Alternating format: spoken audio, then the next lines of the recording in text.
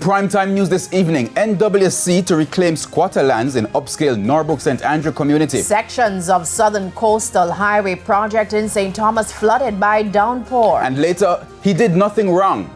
Relatives of man killed allegedly by a cop in viral video speak out. Good evening and welcome to Primetime News. We're live on air and online at onespotmedia.com. I'm Herman Green. And I'm Janella Precious with a preview of what's to come in the financial week. Javon Keys is here.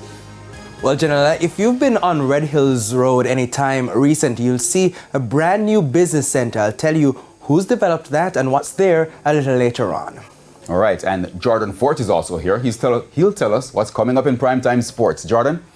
Well, Herman, you know that the Racers Grand Prix is tomorrow, and you know that there'll be live coverage on our platforms here, TVJ, TVJ Sports Network, One Spot Media, and Hits 92 FM. I'll tell you who's competing and what you can expect a little later on in Primetime Sports Friday. There's also sports commentary, E-Prime, and weather in this newscast. But before the break, the feedback question. Our question this evening: which athlete's performance are you looking forward to the most at the Racers Grand Prix 2023? You can share comments online, facebook.com/television Jamaica, and tweet us at TVJ News Center. Please stay tuned. Primetime News returns right after this break.